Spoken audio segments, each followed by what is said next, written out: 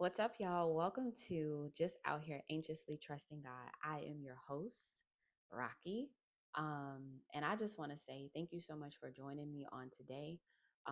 It means a lot that you guys continue to show up for yourselves and you continue to work through your anxiety, your ADHD, or anything, or barriers, or challenges, or opportunities that have hindered your relationship with God. Um, I believe I'm going to post this one on YouTube because I comb my hair, number one. So there's two things I want you to do if this video is popping up on YouTube. If it's in the community, you can completely ignore it unless you're not subscribed to me on YouTube. Number one, I want you to hit the subscribe button. Um, Especially if you like this content, you find value in this content, I want you to hit the subscribe button. Number two, if you're not already inside of the Rooted Circle community, I want to encourage you to join the Rooted Circle. Price is changing at the end of the month. We're going into January 2026 with a new price, but I will still have my 7-day free trial where you can do the 7-day audacity challenge. So I just want to make sure I said that to you guys. So I'm going to jump into day 28. Day 28 is trust makes your heart unshakable. Trust makes your heart unshakable. The scripture that we're reading from is they will have no fear of bad news. Their hearts are steadfast, trusting in the Lord. And so in Psalm 112, it describes the traits of a person whose life is rooted in reverence for God. Their stability, generosity, and confidence and peace come from their trust, not their circumstances. So when the writer says, no fear of bad news, it does not mean bad news never comes. Actually, it does mean there will be bad news.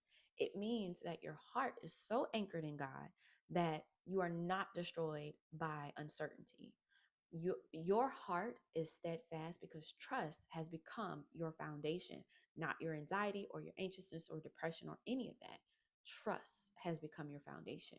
And so this scripture speaks directly with to your relationship with uncertainty. Because a lot of us brace ourselves for things to go wrong before we even start. We prepare for disappointment, even while hoping for the best. I have said this, and I'm sure you said it too. Prepare Prepare for the best. Wait, hope for the best, prepare for the worst. That statement in itself eliminates God from actually showing up and blowing your mind. You stay on edge because you have been blindsided before. You try to manage life by anticipating every possible outcome. But God, in this scripture, God invites you to a different posture, steadfastness, a steady heart, a heart that does not crumble every time life shifts, a heart strengthened by trust, not shaped by your fear. Trust does not eliminate storms. Trust builds a foundation that storms cannot break. Trust whispers, even if bad news comes, God is still God. God is still with me. God is still covering me. A steadfast heart is not hardened. We know life has happened. We know things in life has caused different things to happen to you. You've had hurt, you had disappointment, you've had all the things, right? But a steadfast heart is not hardened. A steadfast heart is a heart that acknowledges that life is life, but it is not allowing you to be hard and cold, right? A steadfast heart is settled. It knows who holds the final word. It knows who secures the future. It knows that fear does not get to rule the inner world of a person anchored in God. Your heart becomes steady not because life is predictable, because God is God and God is faithful. Whew. One thing that day 28 reminds me is that trusting God makes you invincible sometimes. And not invincible where you can't get hurt, but it makes your faith invincible. So today's affirmation is my heart is steady because I trust in the Lord and I will not fear bad news. My heart is steady because I trust in the Lord. I could even leave it at that. My heart is steady because I trust in the Lord. So here's a reflection question for today. Where do you feel most anxious about unexpected outcomes? And what truth about God do you need to anchor yourself in? This one is, I will tell you, I think sometimes with this community, with my purpose, with my plan, with what I'm supposed to be doing, I do sometimes feel unsure. and not because I don't believe that God is going to show up and do what he's going to do. So I want to be very clear about that.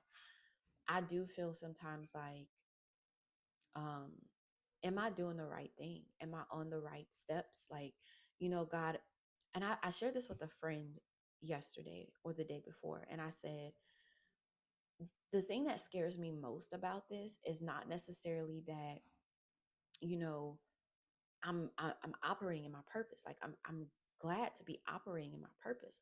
What scares me the most is that every step I take, there is no step there. I'm just moving and I'm just trusting God.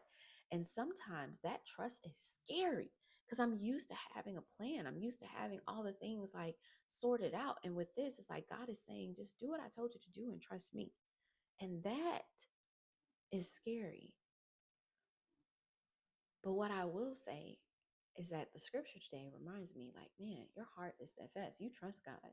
Like, trusting in God is the most amazing thing that you can do for your life. And I can anchor myself in knowing that my heart is steadfast. He already has provision set up for me. And I want you to reflect on that question and what that means for your life too. So, with that being said, I'm going to go ahead and say today's prayer for the day. Father God, thank you for making my heart steadfast and secure in you. Help me to release the fear of bad news, to release the fear that I won't have enough, or release the fear that I'm going to go through trouble. It's bound to happen, Father God. And I trust your faithfulness in every situation. Strengthen my heart to remain steady, even when life feels uncertain. I anchor myself, my life, my friendships, my relationships, my business, my anxiety, my ADHD. I anchor myself in you today, God. I anchor myself in you today, God. In Jesus' name we pray. Amen. All right, y'all. I appreciate you for joining. I appreciate you for being here, for being present. I thank you so much for your yes.